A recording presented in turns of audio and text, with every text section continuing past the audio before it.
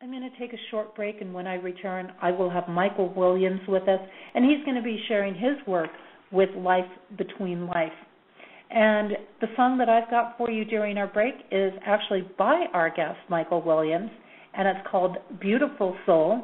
And if you'd like to find out more about the music part of Michael's work, you can do that at www.laboroflovemusic.com. We'll be back in just a few minutes.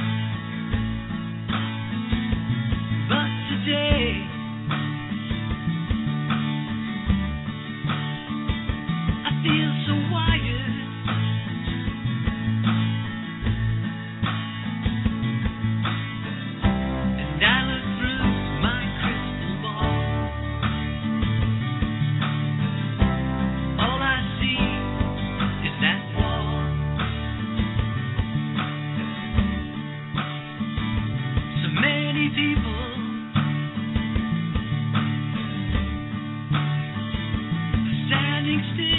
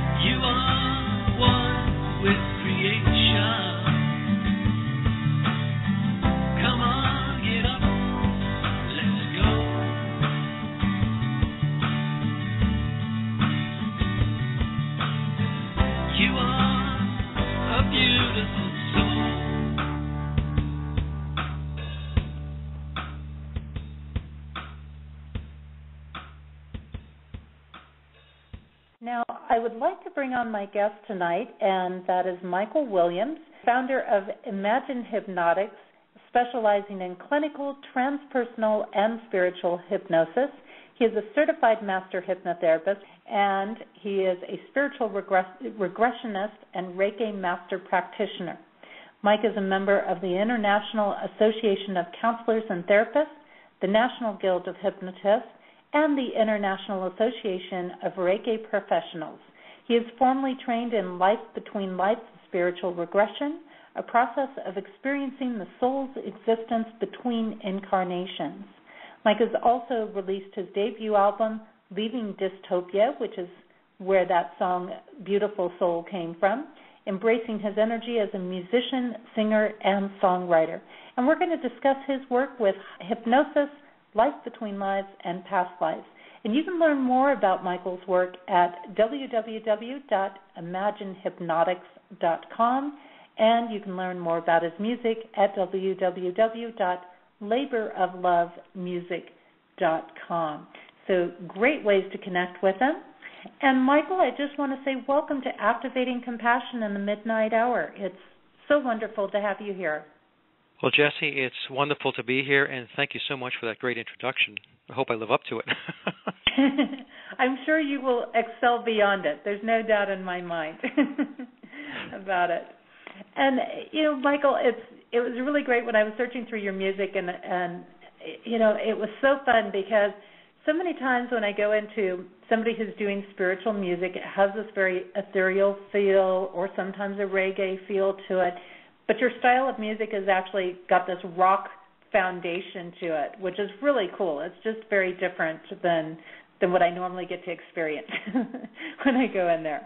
So that was a lot of fun. I just had to throw that in there. No, thank you very much. Yeah, no, I'm a rock musician, and that's why we have the rock album there. But I'm glad you like the album. Yeah, it's a lot of fun. It's very upbeat and everything. So I thought that was great. I would love for our listeners to get to know you a little bit, and so I would love for you to start off by sharing a little bit of your journey and, who's Michael and how did Michael get into doing this life between life work and hypnosis and things that you're doing? Yeah, I get asked that question a lot. People will ask me, how did you become a hypnotherapist, or how did you get into spiritual regression? It really started, I guess, Jesse, when I was very young, even though I didn't realize it at the time. As I look back now, as we always say, hindsight is 20/20. But growing up, I just looked at things differently. I used to say things like the earth is a petri dish, that we're living in a fishbowl, we're being observed, and I remember as a kid being absolutely convinced that Mars at one time was exactly like Earth, and in saying things like human progress was helped along by advanced beings. So I would think these things, and I'm talking about 9, 10, 11 years old. I had essentially no connection to institutionalized religion. I was raised a Roman Catholic, but I just could not connect to it. Had some, I guess, what folks would consider to be paranormal experiences when I was younger, which actually taught me at a very young age that existence as we know it is very different from how we've been taught or told that existence is. So I knew that the bandwidth in which we operated in was confining. It was constrained, that outside of that bandwidth there was a whole other world or a whole other existence that was there. And then, I had my music career when I was younger. I started music when I was in my teens, and when I was in my 20s, I was really trying very hard to get signed as a band and also to get my music published. But it's a very, very difficult business for anybody who's ever tried it. They will know that. So eventually what happened was I had to go get a quote-unquote a real job, So the real job was I went to work in the corporate world 30-plus years, and I'm just winding that down now as we speak. It's interesting, I worked in the corporate world. I always felt like a fish out of water. Was never overly comfortable there, although I did well. But I just felt like, it really was something that I was doing, but it really wasn't my calling. But, be that as it may, working there, some very valuable lessons to help me with the direction and the path that I'm on today. And that path allows me to have a perspective where I can help people, because I understand what it's like to be in that, what I'll call that matrix, and then people wanting to step outside of it. I can actually bridge that divide because, I've been there. But then what happened was, about 10 years ago, how I actually got into hypnosis and on my spiritual path, I actually had hit a crossroads in my life. I had some significant life challenges that I was going through, which resulted in me asking some, very basic, simple questions, which I'm sure many people ask themselves at some point in their life, which is, what am I doing? What is my life about? And so, with that, I had to sit back, I had to pause and take a look at my life and assess, look in the mirror and say, what am I doing? And it was soon after that I would go to bed at night, and as I was closing my eyes, and I wasn't asleep, I would start seeing these swirling lights. And I had never seen them before. And all of a sudden I had seen them when I would close my eyes. They were white swirling lights. Sometimes they would be, red and blue, but mostly white. And I would focus on these lights at night, and in the distance I can see they would materialize, and I would see various types of beings, or even see structures or buildings, but they were very much in the distance, and I really couldn't make them out. I couldn't tell who it was or what I was looking at, but I found it very intriguing. And then one night I was watching one of the swirls, and it was coming at me, and it was getting bigger and bigger and bigger. And as it was getting larger, a face of a being manifested. And I know this might sound very odd to some of the folks maybe listening to the show, and believe me, it was odd for me also when it happened. But this being manifested, and it was radiating a brilliant white light. It was just a face, and it looked like an ancient Greek philosopher is the best way to explain it. And when this happened, it was as if I was looking at this being from across the table. To put a perspective on it, it was very close, and they were just looking at me. It was a very stoic look, and there was a telepathic message coming across, and that message was, hey, Mike, it's time to make the shift. It's time to get on a new path. And it was just a feeling of utter amazement. I want to say a bliss. I just felt this very loving feeling coming over me, and after it had dissipated, it just gradually dissipated and went away. I had, opened my eyes. Again, I wasn't asleep when this happened. And I thought to myself, I don't know what just happened here, but I really thought at the time that I had seen God. Come to find out later, it wasn't God. It was my guide that had come to me. And after that experience, I just started questioning everything about my life and existence in general. And so I consumed everything I could find on spirituality and consciousness. And the way I got onto the hypnosis path was I had ordered a book off of Amazon, which was Memories of the Afterlife, which was a Michael Newton book. And I bought the book. It was a pre-order, thinking it was a book on near-death experience, because I was always interested and fascinated by NDEs and the stories that were reported back by people who had near-death experiences. And when I got the book, I realized that it wasn't about NDEs. It was about reincarnation. It was about past lives. And I read the book in 3 days. And after I read that book, it connected all my dots. It made perfect sense to me. And then I said, I have to have my own past life. I have to have my own between live sessions. So I did that. I did that back in 2009. After those sessions, they were back-to-back. Thursday was the past life. Friday was the life between lives. And I left those sessions knowing that I needed to do this work. So from there on, it was just full steam ahead. Completed my hypnosis and regression training. Received all my Reiki attunements. I'm a Reiki master today, and I just never looked back. It's just an extraordinary ride, and that's how I got here. It was kind of a long and winding road, if you will, but everything's connected. There's a reason why we do the things in our lives. Yeah, definitely, and you bring up an interesting aspect when you're talking about your story there too, that I think happens for a lot of people, and I know for me, I kind of had that experience a couple of different points that said, okay, it's time to get on the path. Okay, it's time to start doing this, or it's time to start activating this part of things now.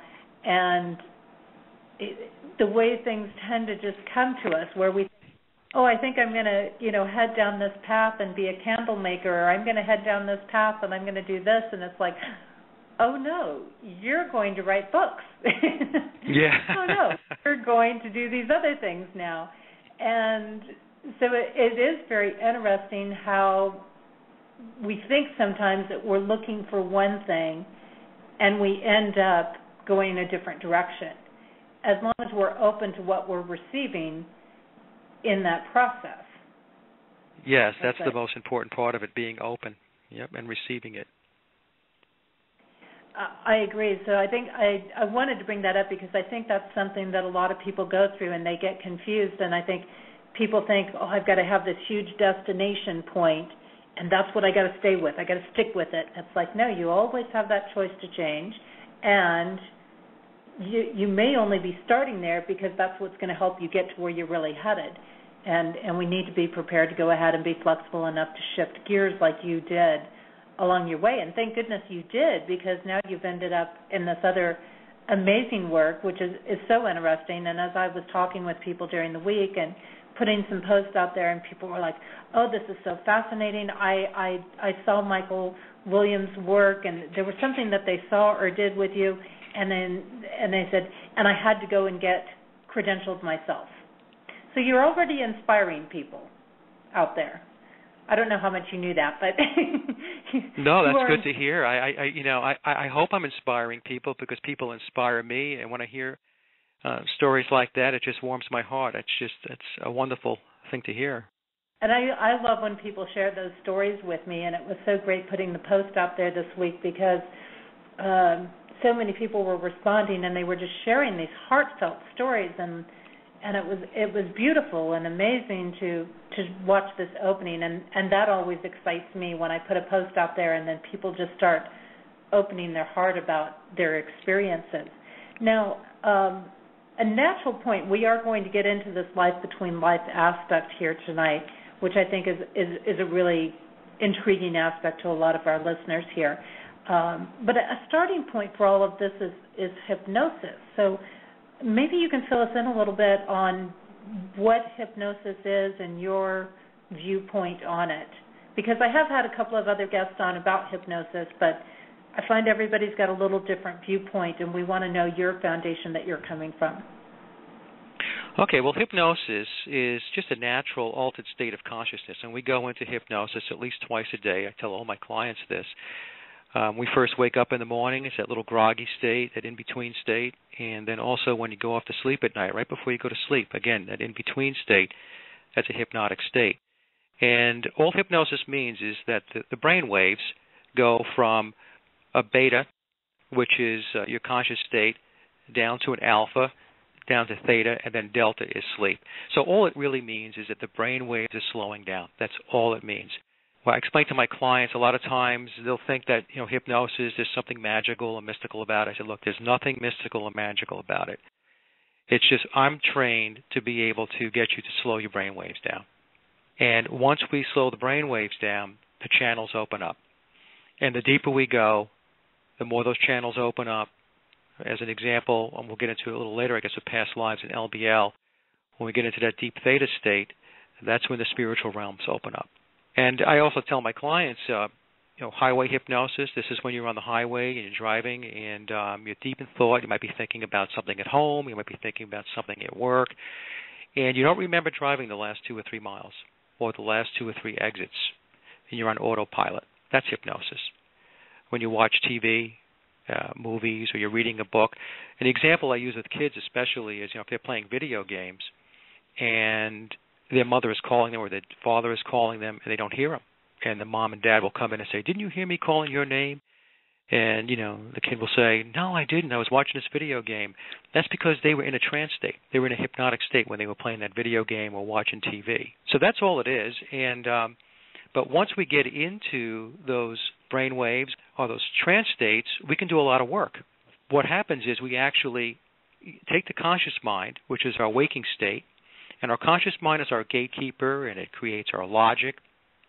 We kind of ask it to take a back seat. It never leaves the room. That's another thing. With hypnosis, you're not knocked out. You can't do anything that violates any of your values or your morals or any of your religious convictions. All it means is the conscious mind takes a back seat, and the unconscious mind steps forward. And once we start to work with the unconscious mind, we can start taking situations, issues which are undesirable or unwanted for a particular client, and we can start to what we call reframe the anchors and the triggers. And once we can get that reframe completed, and we do this via exercises under hypnosis. I call them exercises with my clients. Essentially what that means, Jesse, is we get the client to look at a situation or a circumstance or a behavior through a different lens, a more positive lens.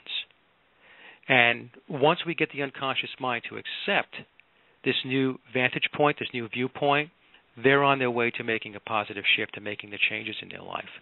And that's really it in a nutshell. It takes, it does take a lot of skill. I always, when my clients call me, or potential clients call me, and, they're kind of looking around for a hypnotist to help them, whether they come to me or not, I say to them, make sure you do your homework. Ask a lot of questions with regard to their associations, their level of work, how busy they are, because that is very, very important. Because in many states, hypnosis is not licensed. It's what we call a self-regulating practice. And so with anything that's self-regulating, you need to do your homework and make sure that the person that you're going to see is qualified. I think that's a very good point, and definitely I'm very pro that people are qualified and things like that. And it's kind of like I've done past life regression in the past for people, and certainly there's a lot more certifications out there than when I was doing it actively. But as I've told people say, well, will you do that online with me or things like that? And there's certain things that I will say, no, I won't, because with certain things I want to be able to monitor people, and I can't do that 100% online. So I think finding those people with integrity who are well-trained, who do have an understanding of the processes of how things work, and hopefully, like in your case, have some credentials or something as well there, I think are very valuable for people to search out.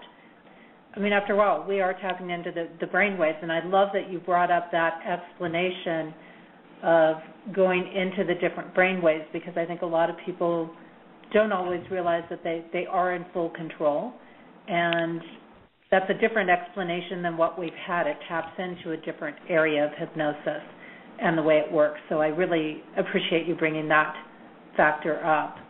Yes, that's exactly right. I mean, you are in total control under hypnosis, and as I mentioned, your conscious mind never leaves.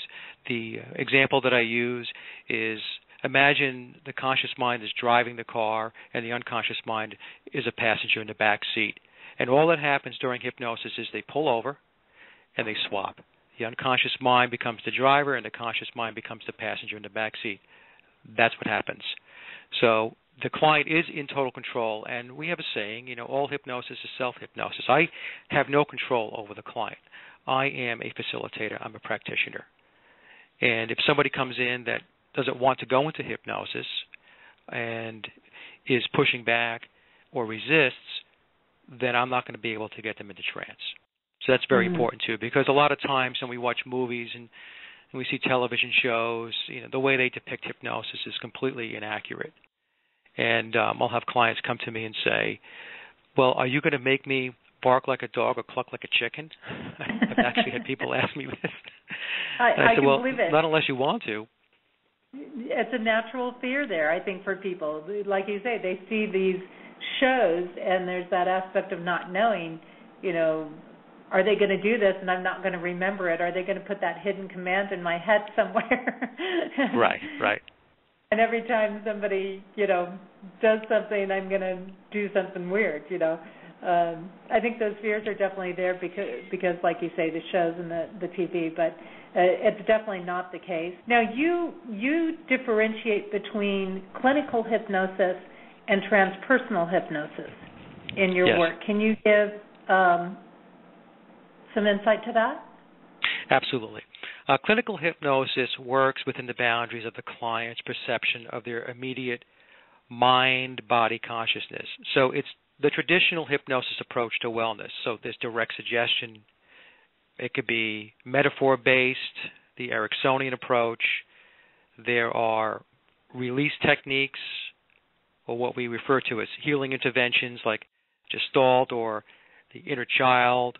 We would do current life regression, regress somebody back to what we refer to as the initial sensitizing event. So in other words, if somebody comes in and they have a fear of dogs, I would regress them back to that point in time, the initial sensitizing event when fear of dogs first became an issue for them.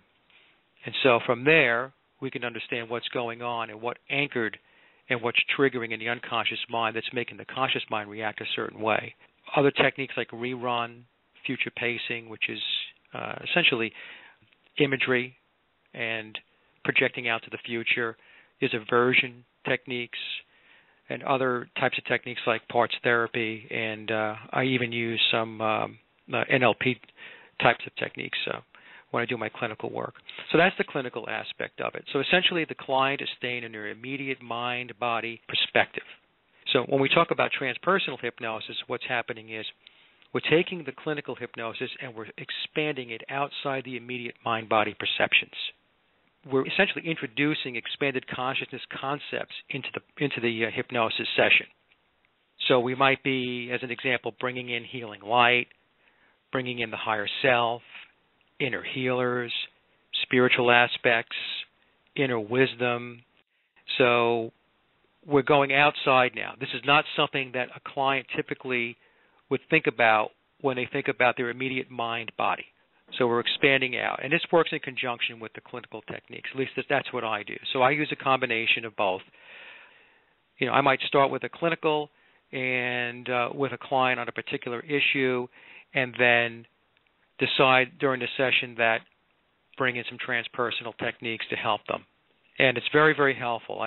What I have found is the clinical by itself can be very effective, but once you bring in the transpersonal, which is that expanded consciousness aspect, you increase the odds of the client shifting considerably. And then the next piece of it would be clients sometimes will ask me, what's the difference, Mike, between transpersonal hypnosis and spiritual hypnosis? And spiritual hypnosis is connecting directly with the spiritual or cosmic consciousness. So this would be a past life. This would be an LBL. So this is where we go into regression and we go into a trance state where we can visit guides, teachers, elders, our soul's existence, past lives, between lives, that type of thing there. I hope that made sense. It did, and actually you answered that because I was going to ask you, what's spiritual hypnosis? I was actually going to lead right into that, but you answered it for me, which I think is a really interesting factor because now we're starting to talk about, okay, now you're kind of telling me, hey, you can not only tap into your own mind, but you can now tap into that global mind, even though you're in this human body. And this is an exciting concept because so many people think, well, I can't remember that stuff until I get out of this body. I can't remember that stuff until I'm done with this lifetime. But this is a process, and I was actually taught this many years ago. You can use these techniques to access all these different planes. You can use these to access that soul level consciousness because in these it's, I would think, kind of similar to an astral travel experience that allows us to be free of the human body and thus tapping into that, as well as that aspect, along with the aspect that we're going into that deeper theta wave. Right. Well, you're on a very good point, and a lot of people do not think that they can tap into their expanded consciousness. And that's because the way our society and our culture is structured, we're taught that stuff doesn't exist. That's all woo-woo stuff, and don't waste your time doing that. All that matters is your immediate mind-body experience. That's it. And most people are never taught that they are powerful spiritual beings. And so if you don't know that, and you never taught that, and you've never delved into it, and you've paid no attention to it, then of course the only thing that you're going to look at yourself as is just this body with a soul versus being a soul with a body. And more people now are really starting to awaken. Half my practice is spiritual, past life, life between lives, and it's a beautiful thing to see. It really is. So more and more people are understanding that they have this ability, that they can tap into expanded consciousness, they can have these experiences, they can seek answers to their questions in that realm, and it's extremely helpful to healing, to enlightening the path, the road that they're on in this life. So it's good stuff.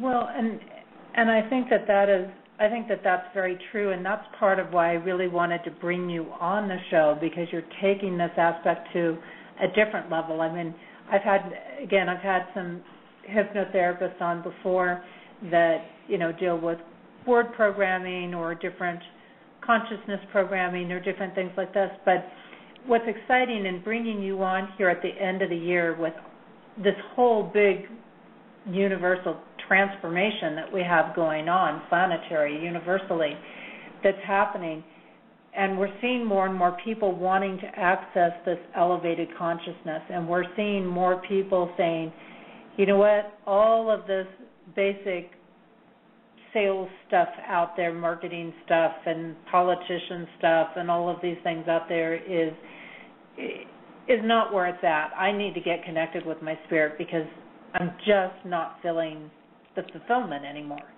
And right. And I know I'm going to find it with that spiritual connection if I get connected with myself on that level. And what's exciting to me is seeing that this is becoming more and more of a common aspect. More people are saying, hey, I really want to know, because I want to know what's going to help me clear out these challenges and these obstacles. I want to know where this is coming from. If it's not this lifetime and it's not a past lifetime, what's beyond that? And I think there is this huge fascination, at minimum, of what happens when we get rid of this physical body. Where do we go? There's so many different concepts out there with it. Now, hypnosis, I'm guessing we've kind of touched on this, is connected to doing past life regression. It's a very similar process, really. It's just a matter of going into those deeper levels. Is that correct? Or maybe you can shed some light about the past life regression aspect here. Well, the foundation of a past life regression is hypnosis. And with past lives and between lives, Jesse, what we have to do is we have to get the client into deeper trance states, right? So I mentioned before some of the trance states that we have. Alpha is light trance state, and typically we can get some work done in alpha state. But where we really want to get the client is into the next trance state, which is theta. That's where the brain waves range between 4 and 7 hertz.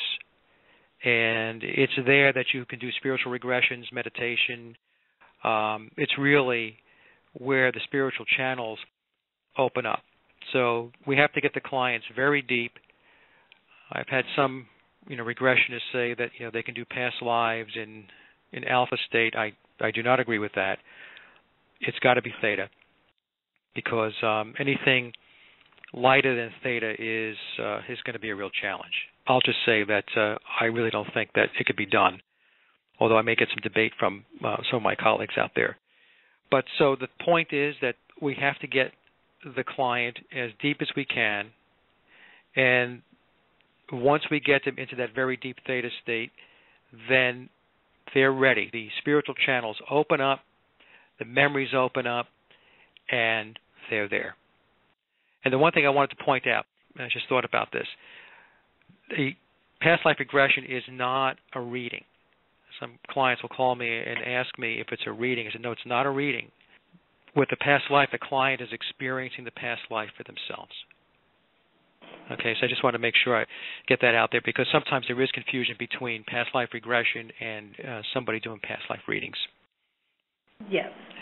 Yes, right? it is very different, and one can tap into some information, and the other is an actual experience. It's kind of the difference between, going and getting a book and reading about rock climbing versus going out and actually rock climbing. Exactly right. It's the difference between somebody telling you versus you experiencing it for yourself. And the experience, when you have it for yourself, is very, very powerful. It really is. And it's not to discount past life readings, because those can be No, useful. not at all. It is, when you have that experience, it really, I think, really infiltrates the consciousness on a whole different level once you have that actual experience of something. Just like anything, the difference between hearing it from somebody and actually going out and physically doing it is huge, and that's what we're talking about here, is providing that actual experience. And I have to agree with you. I really don't think that alpha is enough of a brainwave state to access the past life region. That's just my experience of doing them, having gone into them, leading other people through them. It just feels like it's too easy to get distractions or something from that state. Right. And the reason why I bring it up, Jesse, is because some clients will call me and say, I had a past life session, a couple of years ago, and the first question I'll ask them is, how long was the session? 40. Yeah, I do. I ask them that, and they say, 45 minutes. And I said, okay.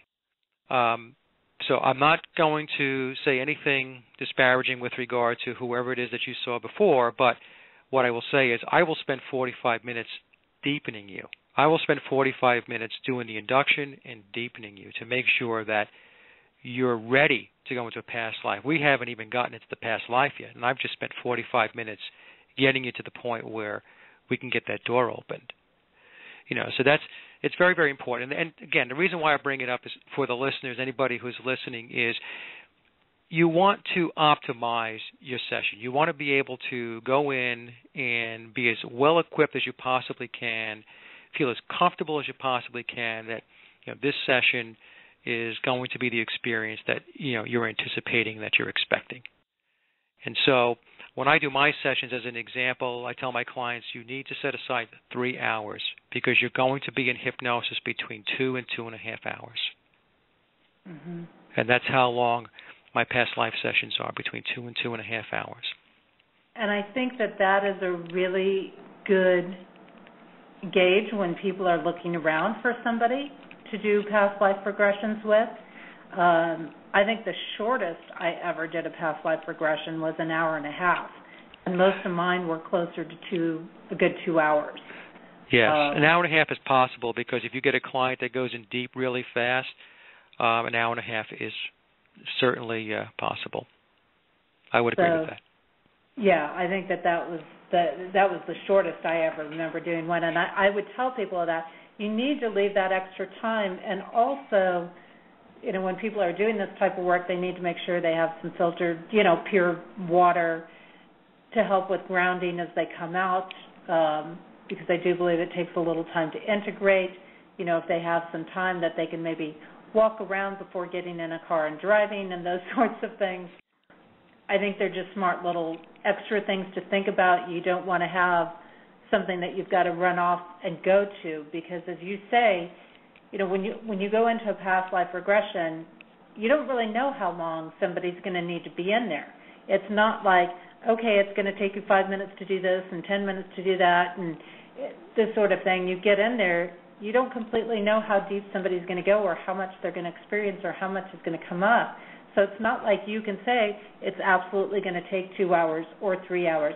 It should be a time period, like what you're providing. That's exactly right, because you don't know. Every session is different. It's not a cookie-cutter process. It's not one size fits all. Everybody has different experience. Some people will go in very fast, and like you said, this session might go an hour and a half. Others, their rate and pace is a little slower, so that session may go 2.5. I've had sessions go 3 hours for past life, and that's pushing the the type of time that you would allot for an LBL, a life between lives. So I agree with you 100%. Mm-hmm. So, Michael, how do past lives, is there an overlap into our present life, or or can they overlap our present life, or what are your thoughts on that?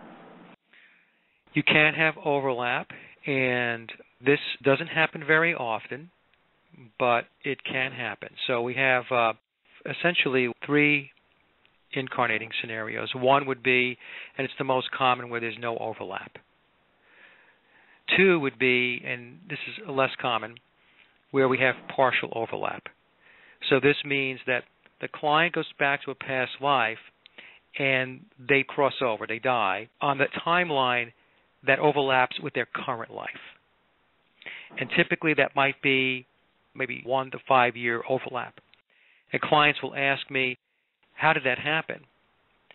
And the way it happens is that the soul's energy, it resides in the spirit world, and the soul sends a certain amount of energy into an incarnation. And then if it really wants to learn real quick and doesn't want to wait, doesn't want to make it linear, they can have some parallel lives going on. And what the soul does is it sends some more energy into another incarnation. So you can have that overlap. And when you have the type of overlap I'm talking about, the reason why the soul is okay with that is because it knows that it's going to be getting a big piece of its energy back, because the past life is going to be ending soon. So it has that flexibility and that latitude, that little trade-off. So that's scenario number 2. Scenario number 3, which is I have found to be very rare, is where the soul will incarnate into 2 different lives at the same time, 2 concurrent physical life incarnations. And this is really the ultimate fast path to learning. And this is, because souls have a desire to develop, and many souls want to develop at an accelerated or advanced rate of pace. And so when they do the concurrent lifetimes, that's really the ultimate in learning and, really pushing the envelope. What would that be like for somebody? Because I think that's a new concept for most people. I don't think they are familiar with that kind of an overlap. So if somebody was living 2 lives at the same time, like, how would they know that, or what kind of feeling would they have or sense would they have with that? Well, first, in their conscious state, they would have no awareness that they're living 2 lives, and the way it comes about is when they go into the past life and they cross over and they're with their guide, the client will get a perspective from the guide who will explain that, you have 2 incarnations going and they're overlapping. Now, what I have found happens is that's about all the information the guide's going to give. They don't spill the beans. In other words, because you're here to learn your lessons. You're here to learn lessons and you're here to develop. So they are very picky about what it is that they're going to tell you. So that's about all they're going to tell you. And the reason why they do that is because what's human nature? Human nature is, let me go find the other piece of me. Let me go find myself. Let me go find myself, right, someplace else. On Earth, that's if they incarnated, the overlap is here on Earth. I mean, it could be on another planet also. But, and that's the thing. Guides are very careful about what it is that they share. They do not spend their time humoring human interests, wants, needs, curiosities, because it's not about that. Exactly. And I'm glad you brought that up, because I deal with that a lot with people that, sometimes I just have to say, this isn't what your guides are going to share with you, because you have to figure this process out. Exactly. That's why you're here, is to figure this out. We don't get to know everything up front. You don't get to know all the end results. You have to take a few steps and walk a path and see if it's working, or if this feels right, or things like that. It's about learning it. It's about that choice. when we come here, I think sometimes when we separate from divine spirit or presence, then we have to make that choice over and over again to reconnect with that energy. I think it's a very similar aspect there. So yeah, guides are not going to tell you that. You don't get the shortcuts and the easy version. They're here to help you do it yourself, in a sense, just enough to keep you out of trouble sometimes, I think. But I'm glad you brought that up. Yeah, that's important.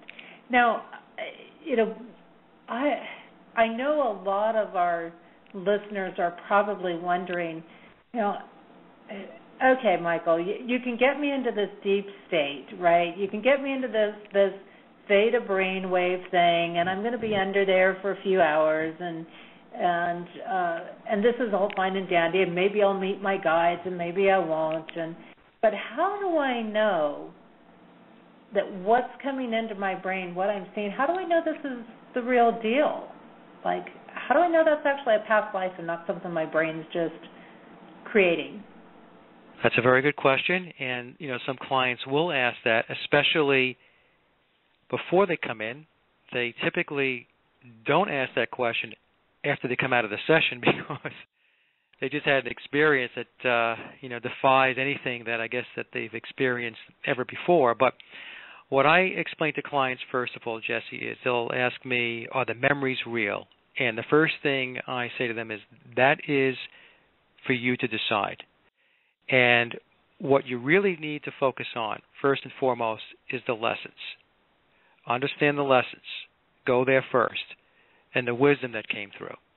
Now, that being said, what happens during a past life is the experience is fluid, lucid dream for many clients. So, versus constructed memory. Constructed memory would be you're making it up. So what I ask my clients to do, I do a little exercise with them. They said, well, okay, Mike, so what's constructed memory? I said, okay, it's 1475 in Italy. Go. And they're like, go where? What are you talking about? Tell me what you look like, how old you are. What are you wearing? What's your house look like? What do you do for a living? So on and so forth. You couldn't do it. You could not do it. But when you have a past life, all of this just flows. And the biggest component of a past life, which is really what builds the foundation to create the experience for the client, is this sense of knowing. They know about themselves.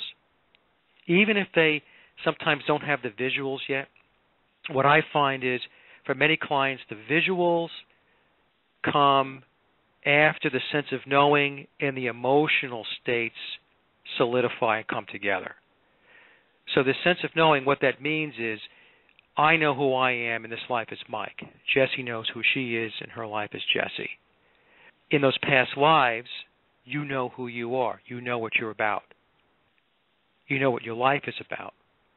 And the more we get into the past life, the more and more that sense of knowing just comes together.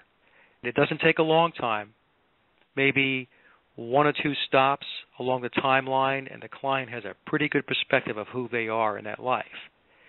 And it is very spontaneous, and it's very fluid, and it's all connected. And it creates a storyline. And that's the thing. And it creates a cohesive storyline. So at the end of it, by the time the client gets from the point where they first landed in the past life to when they pass in that past life, they understand everything that happened. They understand the implications. They understand the lessons. That, to me, is the telltale sign that what's happening here is real, that they are going back, they are experiencing a past life. Because you couldn't do that if you had to construct scenes and try to create a storyline. It would be impossible to do. But that's my perspective, and I tell my clients, you have the session, you'll need to decide. That's interesting, and I really like that you're encouraging people to decide for themselves, because I do believe that inside you, there's something that resonates. There's some sort of familiarity there. There's something that you just know. Yes, I've had that experience. Yes, I get it. You know, I remember these lessons. I remember dealing with this. I remember sensations and feelings and different things associated with these experiences. So I do like, though, that you encourage people to make that decision for themselves. I think that that's a very important thing, and I think that too many people, they want to be told this is how it was for you, or this is, this was it, or things like that. And that aligns, I think, with a bigger aspect of feeding our own independence, feeding our own aspect of learning for ourselves. Right. It's the empowerment factor, right? People have, it empowers them. Yes. So we've got this foundation now from hypnosis and past lives. So what is the life between life aspect, and how does that work? Okay, so life between lives is your existence in the afterlife in between your incarnations. So when you're not incarnating on Earth or some other planet, you're in the spirit world. And what life between lives does is take you into the spirit world. You get to experience what it's like, what your soul's existence is like when it is in the spirit world, and what that realm is all about. And it's very, very powerful. Past lives are powerful unto themselves because it gives people the big picture. They understand that there is a higher calling. But when you get to LBL, when you get to life between lives, it really turns it up a notch. And I refer to it as, the ultimate in true expanded consciousness when we do the LBL work. And I think that this is quite interesting because, again, I think there are plenty of people who have experienced the past life regression aspect, but now the life between lives and taking this in this different direction is really opening and really empowering. Now, like in past lives, you mentioned you got to have somebody in a theta state.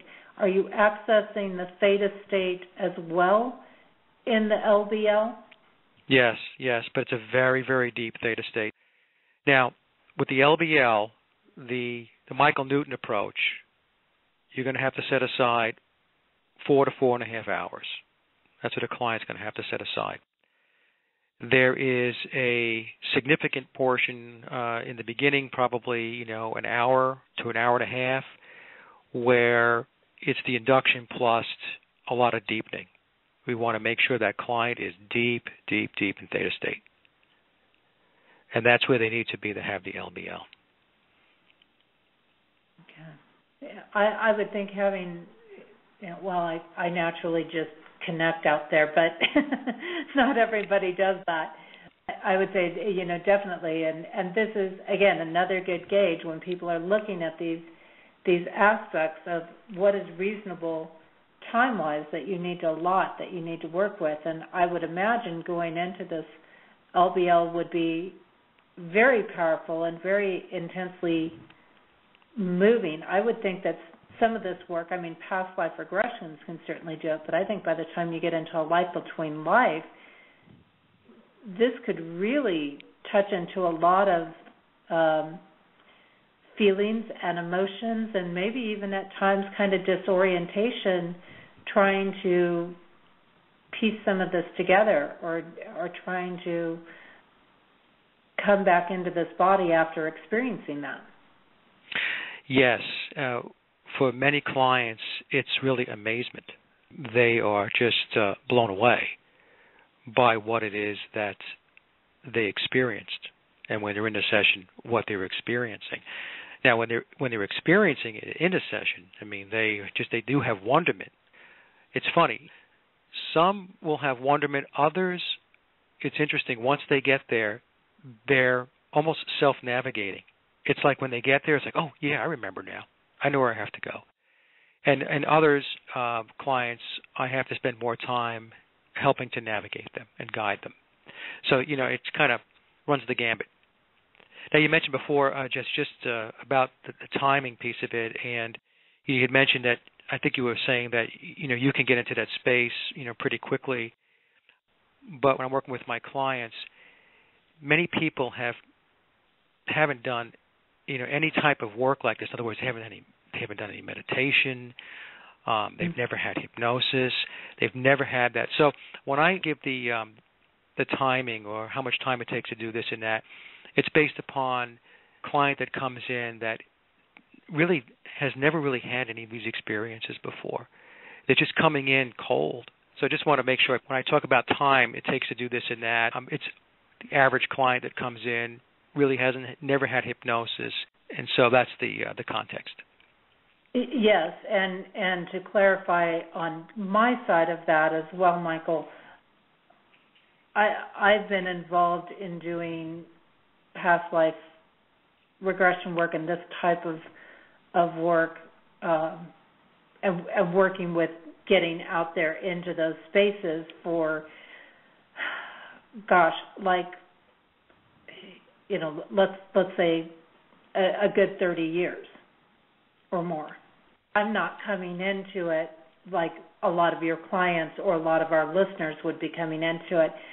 I've had a lot of very conscious work that I've done along the way in order to allow myself to get out there, because now I'm very comfortable with just jumping right out there. That's a lot of training. We're not talking the average person. That's why I said, it's kind of an exception there with that. So yes, I think that's one of those things, and it's been years and years of training to be able to just kind of jump out there like that. And even then, I still have to take time. It still takes time to slow my breathing down and to really allow my thoughts and things to go and to release and to let go and get out there. So it's not like I'm just jumping out there in 2 minutes or 5 minutes or anything like that. It still takes quite a bit of time to relax the body down. Yeah, and you know how to prepare yourself, right? You know how to get yourself prepped. Right, yeah. And even with all of that, I'm still probably taking a good 15, 20 minutes to get to that brainwave state, I would say, easily. And that's with all of my experience there. So, but yeah, I think that this is a very interesting aspect here when we start to get into this. So, here again, how does somebody know what is the experience that they're having when they get into this life between life space? You say some people are feeling as if it's familiar, and it's like, oh yeah, I know what to do. Well, is this scenery or this space that they go to, is it kind of different for everybody depending on maybe what their spiritual views are or their belief systems are? Because I think that some people go, I'm going to walk through those pearly gates. I'm going to, there's those pearly gates waiting for me, or there's the golden city waiting for me, or whatever their concept is. The experience can be different for each client, but there's a lot of consistency. The differences might be they might spend more time over here. Another might spend some time there. Some clients may only go to a couple of stops. We call them stops. Others may go, to many more. So what's different is where they're interacting in the spirit world, who they're going to see in the spirit world. Spend more time here, less there. But the spirit world in itself is this consistency with what gets reported back. I mean, uncanny consistency. That's what I find to be the most fascinating piece of this thing. And that's how I know when I do this work that this exists, that the spirit world is real and it has structure and process, because when my clients go in, they're reporting back that structure and that process. And they describe themselves as a non-physical being. They are energy. They are light. Typically what happens is after they pass, they will then go through a process of energy clearing and cleansing. That's after they meet up with typically their guide at the gateway. Then they will go for energy clearing and cleansing. Once they do that, they may go to visit their soul group. They may go spend time with soulmates. Always they have a review with their guide. They talk about the lessons learned and any additional insights with regard to the client's current life or patterns of behavior or lessons they needed to learn over multiple lifetimes. The guide will defer that to the Council of Elders, where sometimes called the Wise Ones. And clients will go see the council. Now, the interesting thing about this is all these things I just kind of mentioned here, many clients have not read the books. They have not read the Michael Newton books. You know, they heard about Life Between Lives or Between Lives. They get inquisitive about it. They want to understand, what it is. So they're kind of exploring. And the interesting thing is that whether they read the books or not, process and the stops, they're all there. It's quite fascinating. That really is interesting, and that's got to give you some kind of sense of confirmation that if we're all kind of tapping into this similar experience and having some of these same aspects there happening, that indeed there's got to be, that collective mind consciousness out there. Because it doesn't seem to me like we could all be tapping into the same sort of aspects and scenario unless we were. So I find You're right. It's very interesting. It's consistency, and to me, it's validation. It's absolute validation. I'm fascinated, Jesse. Every time I have a session, whether it be past life or doing between lives, I mean, it's never a dull moment. I'm completely fascinated. And there are times, it's interesting, what I'm finding is more and more now the guides will ask me as a practitioner if I have any questions. So it's not just me asking questions that the client gave me. The client will say to me, my guide wants to know, Mike, if you have any questions you'd like answered. So what I'm starting to see now is it's expanding, where the guides are full of information and they love to share the information that they can share. And they're not just confining it to just a client. They are reaching outside. They're asking me, So it makes for really an unbelievable session. It's exceptional because you've got all this dialogue going on and you have all this information being shared and all this insight and wisdom coming from the divine realms. It's just, it's fabulous. That's really great. So, Mike, when we start to tap in this, what can people really learn with a Life Between Life session? I mean, I know you've kind of touched on this a little bit, but with this type of work, why is it important, and what can people learn from it? Well, it's important because clients will become truly aware of their soul's immortal divine existence. It opens the aperture for them. It really gives them an understanding that there's a higher calling, that there is a divine, and they get to understand their soul's core characteristics and ambitions. They get to understand their soul's learning and educational path. They get to learn about their skills and specialties in the spirit world. They interact with their soulmates and their soul groups. Of course, they receive the wisdom and guidance from their guides and teachers, from the spiritual elders, knowing and embracing their soul's purpose, and probably most importantly, seeing the divine in all life. Right? So these are the types of takeaways that they'll get from doing a life between lives and being in the spirit world. And so as people start to learn what their soul purpose is, do you find that kind of is a core that seems to happen incarnation after incarnation? Like there's somebody consistently will come into incarnations, for example, as a healer, or they have a core energy as a healer or a core energy as a researcher or a scientist or? Yes and no.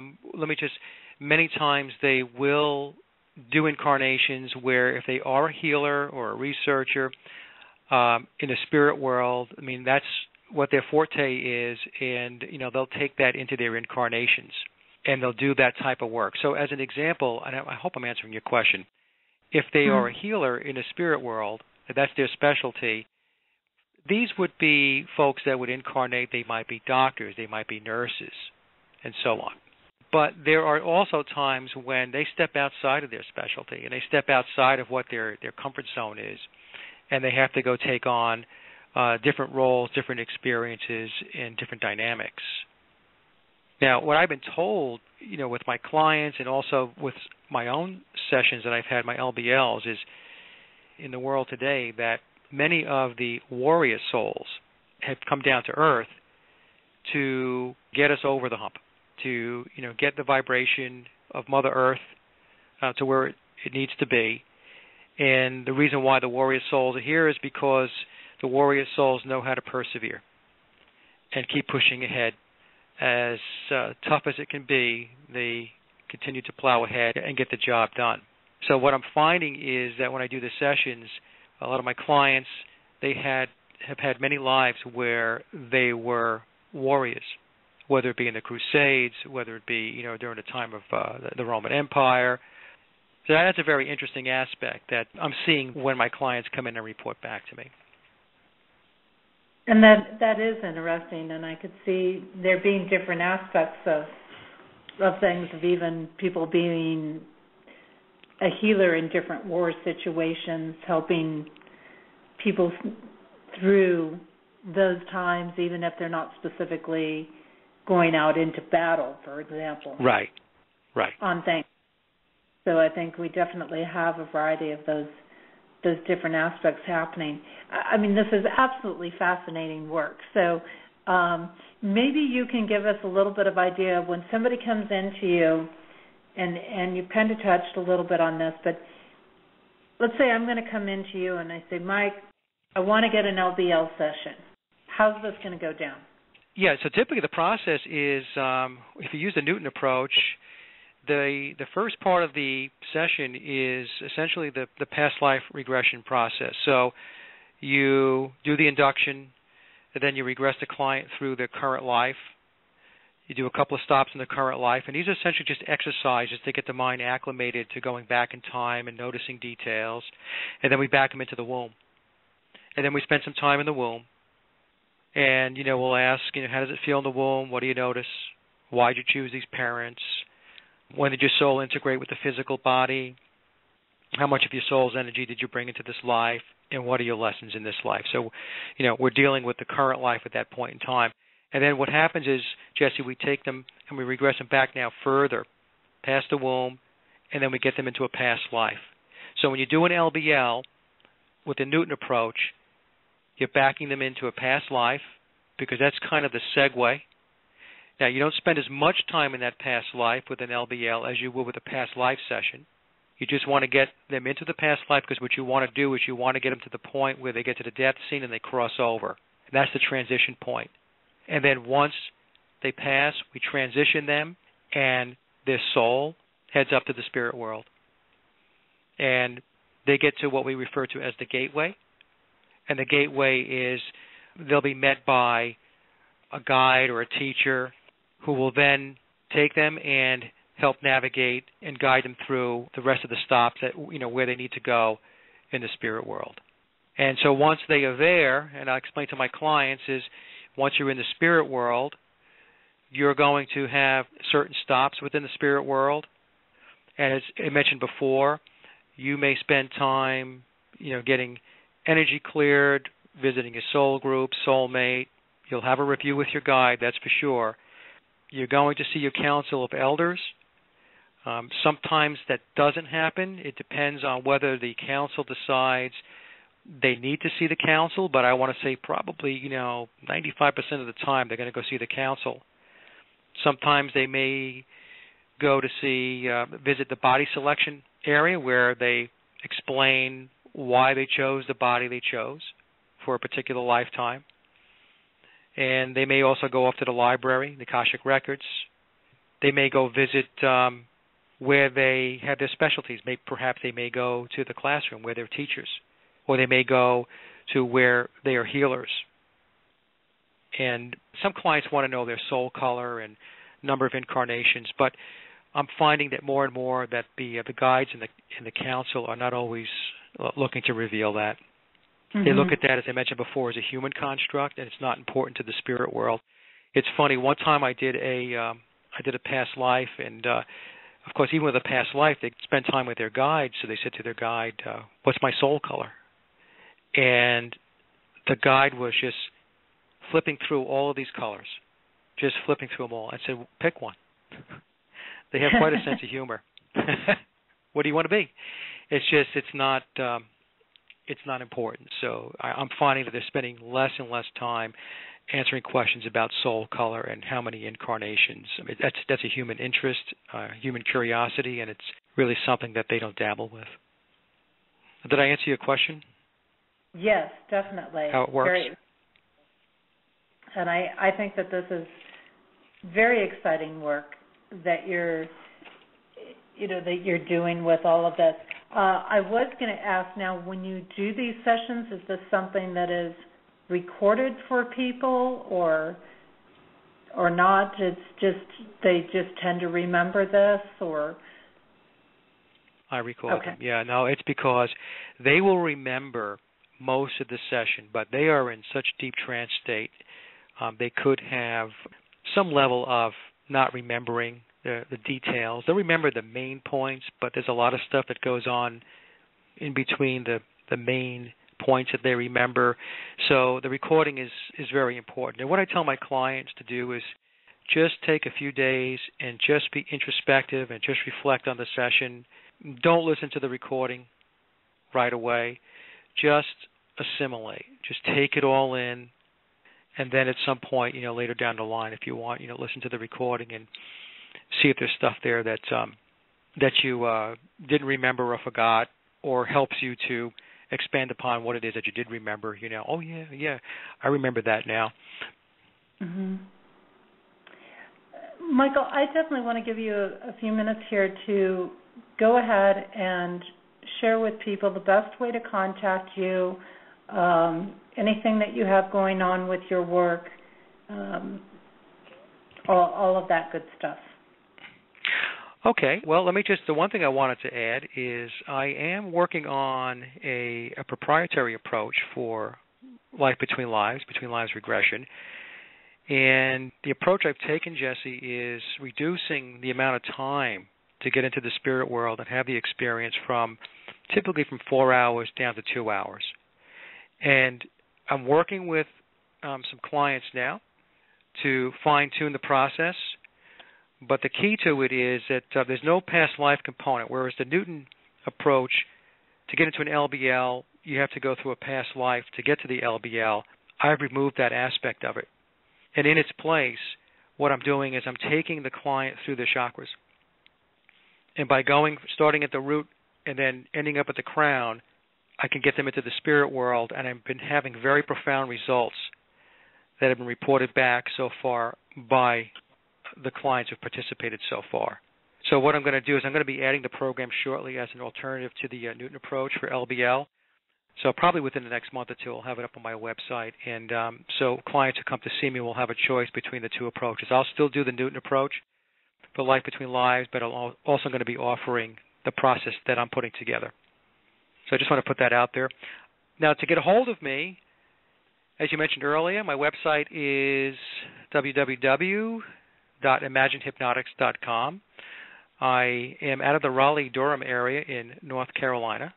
And if you want to give me a ring, you can call me at 919-745-1225. And my email is imaginehypnotics@AOL.com or imaginehypnotics@imaginehypnotics.com. And that'd be the best way to get hold of me. Yeah, I think that's incredible. I'm loving what you're sharing with us about your proprietary approach, because being a person that's also done a lot of work with chakras, I find there's some pretty powerful spaces to get into going through that route and naturally elevating the energy that way. I find to be quite powerful. The results have been, Jesse, very profound. I had a couple of clients that had experiences that probably rival experiences clients would have if they had taken ayahuasca. I'm telling you, it's really. So I'm very, very excited about it. I have to do more work to make sure the consistency is there. I'm not going to put it out there unless I'm very comfortable that success rate is going to be, very consistent. But it's very promising, and I'm very excited about it. Well, it's a very natural way to raise the energy. I mean, to raise up, and it's just a natural cycling of the energy to me. In that sense, so I would say I'm very excited for you. Everything that I know in that process, like I said, working energetically with the way things raise and shift into the crown, and then when I trained with some of my teachers along the way, there were aspects of shooting out of the crown chakra into the universe, and. Yes. And it was a really, really interesting experience to have doing that. And the energy naturally elevates. You naturally lighten up, so you naturally make that shift from the weight of the human body connection to the spirit and the ethereal going through that process. So my mind's kind of ticking a little bit at the moment going, oh, yeah, I can see that. I can see how that was going to work really, really well for him in this process. And I could see that definitely that could create some automatic connections, especially, for all levels of people wherever they are in their spiritual path, but I would think especially for those that have done some work that are maybe not needing to go back into the past lives. They're like, hey, I'm totally comfortable with that, and I just kind of want to go explore this other realm now. What I found, I stumbled upon it actually. I was doing a session, and I was actually just, working with somebody that I know and just piecing some stuff together, and I could not believe the results. But what I found was, as we take the client through the chakras, that it is it's just almost a natural deepening. I start them at the root, and you go through, and by the time I get to the crown, they're so deep and so ready to move wherever it is they have to go, which happens to be the spirit world. So, like I said, I'm very excited about it. And, as I sat back and looked at it, I drew the same conclusion that you drew, which is, it would make sense because it seems like the natural flow of things. So I'll keep you posted. Yeah, definitely. Definitely. I look forward to it because this is exciting work. And I think, like I said, this is going to be very valuable work and is very valuable work, especially as we continue to evolve as human beings.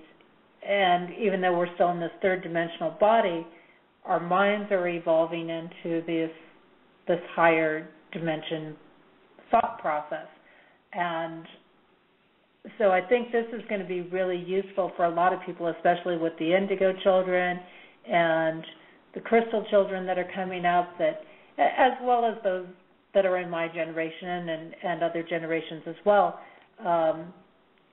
Just getting some of that connection and understanding, I think it allows us to handle what we're dealing with here on Earth much better, in a much more comfortable space. Right. I'm getting a lot of young people coming in now, which is really just warms my heart. I'm getting people coming in for past lives at, 17, 16 years old, 19, 20. Yeah. Yeah, it's amazing. It seems like it's natural because they really do want to know what it's all about, so they know how to move forward in things. So it's wonderful. Well, Michael, it's really been a pleasure, I have to say, to have you on the show because you've brought in a whole new dimension of energy and insights for people. And I noticed that I had people in the chat room every now and then. I'd see this wow, pop up like I'm blown away, This is amazing. This is incredible information. So definitely I know that people are responding to this, and they've been very attentive, and I've noticed in the chat room, too, that there's been a lot of people that have come in and they've stayed today and not bounced around. They've been very interested in what you've been sharing with us. And so I thoroughly appreciate your time, thoroughly appreciate you sharing with us this evening, because I know it's very late on the East Coast there. But it's been an absolute gift to have you here.